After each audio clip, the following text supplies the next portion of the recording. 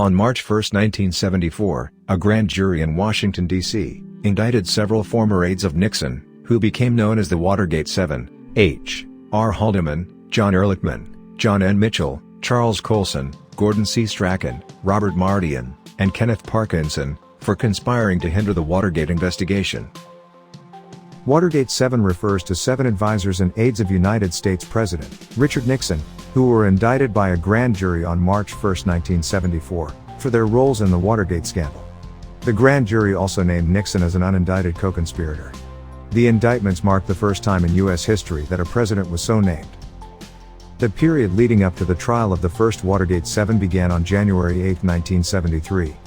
The term Watergate 7 was coined a few months later, in April 1973, by American politician, lawyer, and political commentator Republican, Ed Koch, who, in response to U.S. Senator Lowell Weicker, indicating that one of the men in the Watergate bugging case had been ordered in the spring of 1972 to keep certain senators and representatives under surveillance, posted a sign on the door of his United States Congress office saying, "These premises were surveilled by the Watergate 7.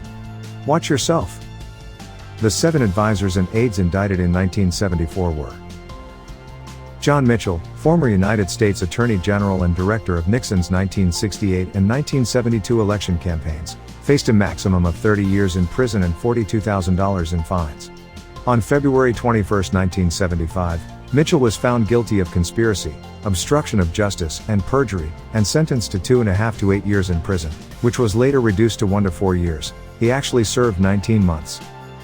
H. R. Haldeman, White House Chief of Staff, considered the second most powerful man in the government during Nixon's first term, faced a maximum of 25 years in prison and $16,000 in fines. In 1975, he was convicted of conspiracy and obstruction of justice, and received an 18-month prison sentence. John Ehrlichman, former assistant to Nixon in charge of domestic affairs, faced a maximum of 25 years in prison and $40,000 in fines. Ehrlichman was convicted of conspiracy, obstruction of justice, perjury, and other charges. He served 18 months in prison. Charles Colson, former White House counsel specializing in political affairs, pled nolo contendere on June 3, 1974, to one charge of obstruction of justice, having persuaded the prosecution to change the charge from one of which he believed himself innocent to another of which he believed himself guilty, in order to testify freely. Colson was sentenced to 1 to 3 years of prison and fined $5,000. He served 7 months. Gordon C. Strachan, White House aide to Haldeman, faced a maximum of 15 years in prison and $20,000 in fines. Charges against him were dropped before trial. Robert Mardian, aide to Mitchell and counsel to the committee to re-elect the president in 1972, faced 5 years in prison and $5,000 in fines. His conviction was overturned on appeal.